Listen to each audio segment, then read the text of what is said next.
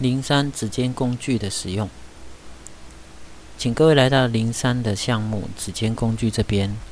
首先，我们来开001的这张图。当我们在做一些影像处理的状态的时候呢，有时候会遇到像这种画面本身呢，它的造型并不够好看，或者是说呢，有一些现象呢不太自然的时候，那我们可以借由呢扭捏的方式，让它恢复到我们比较希望的状态。请各位来到工具箱呢，在我们这个模糊工具跟锐利化工具的这个抽屉内，你会找到指尖工具。那指尖工具的使用呢，它也是一样，会借由我们这个笔刷面板的这个调整去选择我们的笔头。那它的这个硬度的选择呢，硬边的笔头跟雾边的笔头呢，它影响的这个方式呢，就会有非常大的差异。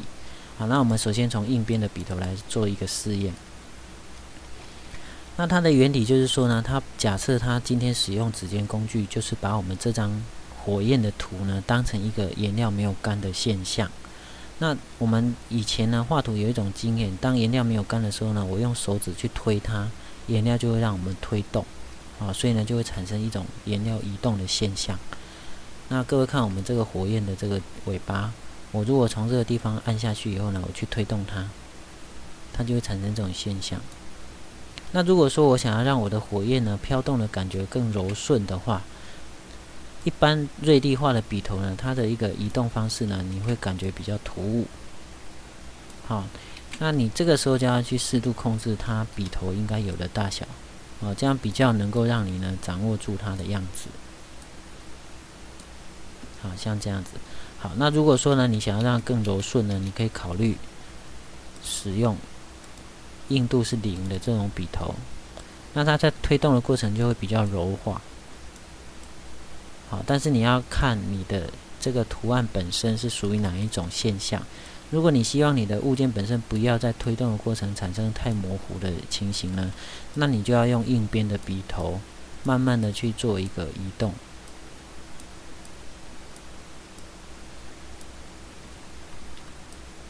好，那经过这样移动的效果以后呢，你就会发现你的火焰看起来呢比较好看了。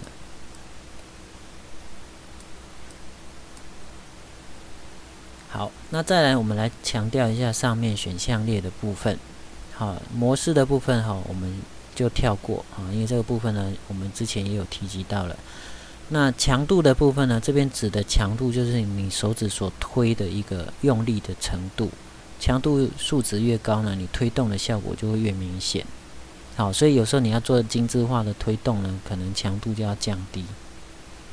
那再来呢，取样全部图层也是，如果说你今天的档案本身有好多个图层的这种 PSD 的图层状态，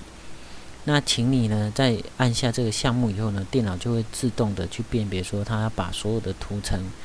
想象成一个合并后的一个单一图层，这样子你就可以推动这个画面上呢好几个图层一起推动。那手指图画呢比较特殊，当你选项这一个选项的时候呢，它会利用到你的前景色带入这个颜色。就好比说呢，我们在一个颜料未干的图画纸上面要推手指头要去推图画的时候，我的手指头本身呢就已经沾上了一些颜料了，我再去一起推动，它就会把颜料融进去。那假设我说我现在选择的是这个蓝色的前景色，我去推的过程它就会带入蓝色的色调。那你也可以用这种方式呢去做一个增加颜色或修饰颜色的一个效果出来。好，比方说呢，我想要用一个比较浅、比较淡的蓝，那我手指图画图的过程呢，它就会带一点点这种浅色的蓝。好，那你可以透过这样不断的去修改颜色，带入一些红色呢，你的火焰就会比较偏红色调。这样子你就可以修饰掉一些呢你想要增加的颜色出来。这样这是一种绘制的技巧。那早期呢，这种方式也是运用在一些绘图的方式，或者是修缮一些人物的照片上面。比方说呢，我们在做去背景的过程呢，往往会把人物的头发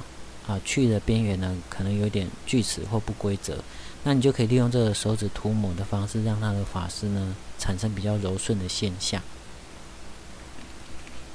好，那我们再来看比较进阶的部分，比方说这个狮子的图案或小狗的图案，我们也可以利用这个手指图画的方式呢，去扭捏它的造型。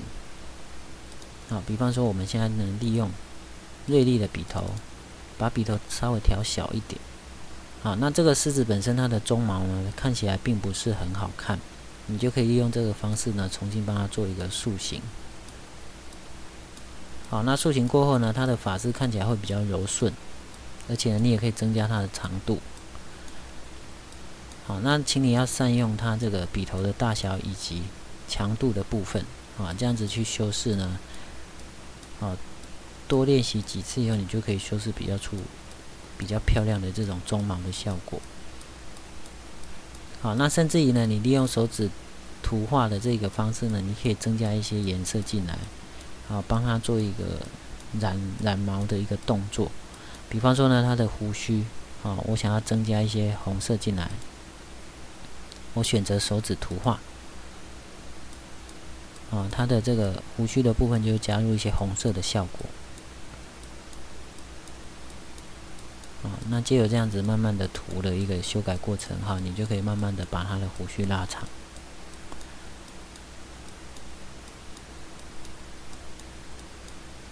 好，那再换一个色调，